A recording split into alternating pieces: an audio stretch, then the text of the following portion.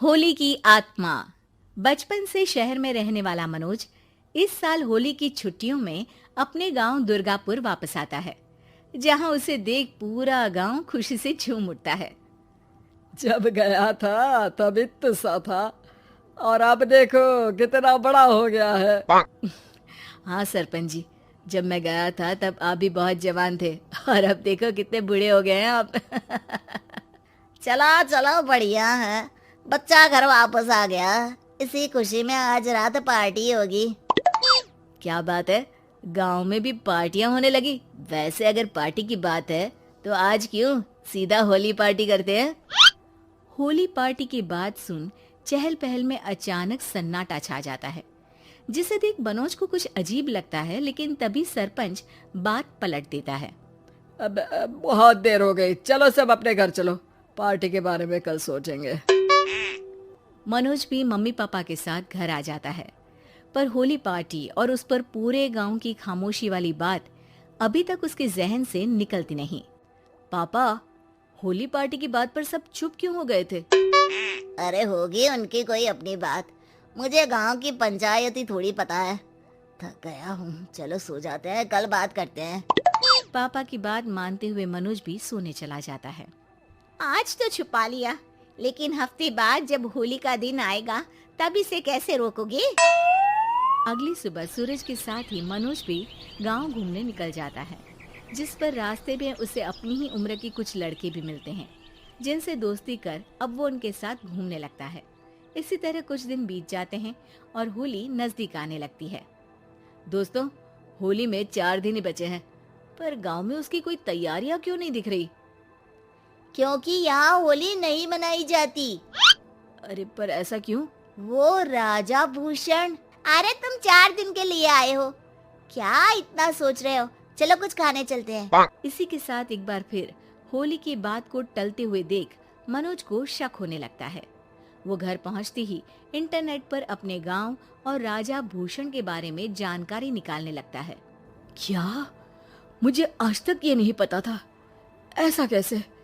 किसी ने मुझे कुछ बताया क्यों नहीं?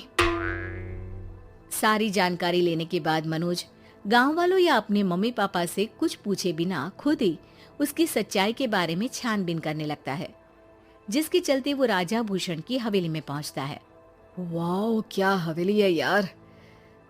पर क्या यहाँ सच में कोई भूत है? हेलो भूत जी, कोई है क्या?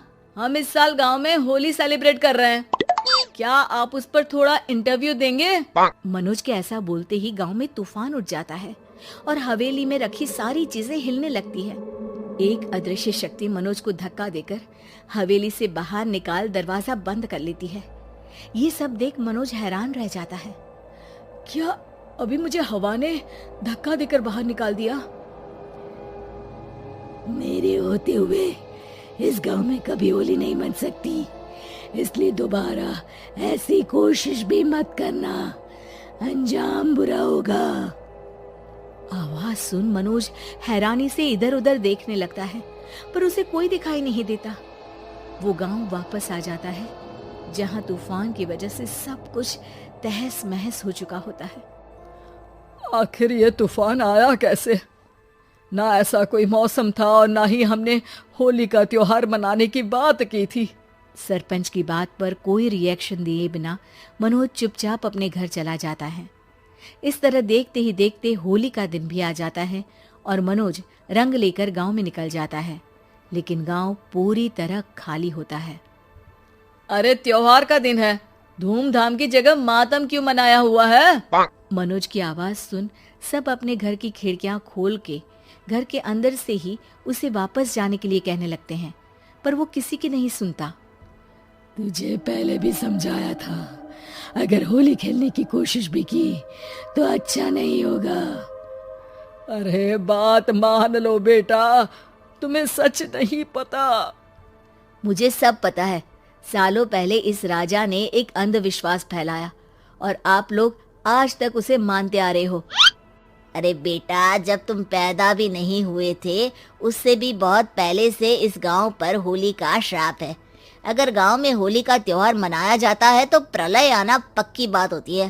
राजा भूषण इस सब में नहीं मानते थे और त्योहार मनाने लगे, जिसके चलते होली वाले ही दिन पहले उनके बेटे की और फिर उनकी मृत्यु हो गई। तभी से गांव की रक्षा के लिए उनकी आत्मा उस हवेली में रह रही है। सबकी बातें सुन मनोज उलझन में पड़ जाता है। सोचना भी मत मनोज, अगर तुमने इस परंपरा को तोड़ने की कोशिश भी की तो उसका परिणाम इस गांव और गांव के लोगों के लिए अच्छा नहीं होगा। मुझे भी यकीन नहीं हो रहा कि आप लोग एक बेतुकी बात को मानकर सालों से रंगों के त्योहार को मातम की तरह मनाते आ रहे हो। मनोज किसी की कोई बात ना मानते हुए पूरे गांव में रंग बिखेर देता है, जिसके तुरंत बाद वहां तूफान के साथ बिजलियां गरजने लगती है। अचानक मौसम में ऐसा बदलाव देख जहां मनोज कंफ्यूजन में आ जाता है, वहीं गांव वाले डर से सहम जाते हैं।